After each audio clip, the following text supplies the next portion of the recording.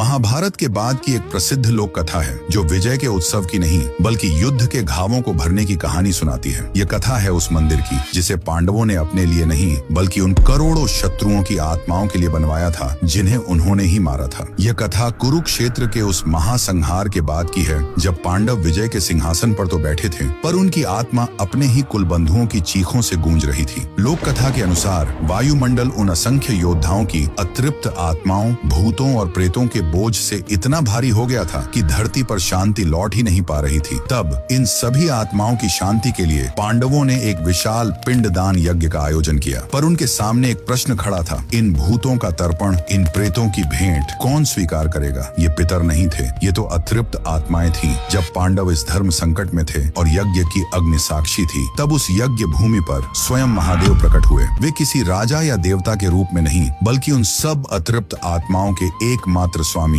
भूतनाथ के रूप में प्रकट हुए। उन्होंने पांडवों से कहा, इन भूतों का तर्पण कोई और स्वीकार नहीं कर सकता, इनकी भेंट मैं स्वीकार करूंगा, मैं इन सब का स्वामी हूँ। यह कहकर उन्होंने उन करोड़ों अतृप्त आत्माओं की भेंट को स्वयं में समाहित कर लिया और उन्हें मुक्ति प्रदान की। उस दिन क्योंकि महादेव ने भूतों के ईश्वर बनकर उनकी मुक्ति का मार्ग प्रशस्त किया, वे भूतेश्वर महादेव कहलाए। कृतज्ञता से भरकर पांडवों ने उसी स्थान पर एक शिवलिंग की स्थापना की ताकि आने वाले युगों तक यह संसार यह याद रखे कि युद्ध का अंत शस्त्रों से नहीं शांति और मुक्ति से होता है। यह पवित्र भूतेश्वर महादेव मंदिर आज हरियाणा के जींद शहर में रानी तालाब के मध्य में स्थित है। यह मंदिर हमें सिखाता है कि सबसे बड़ी विजय युद्ध जीतना नहीं बल्कि युद्ध के घावों को भरना है। उस भूतनाथ महादेव के सम्मान में जो शत्रुओं की आत्मा को भी शांति देते हैं, कमेंट्स में जय भूतनाथ महादेव अवश्य लिखें।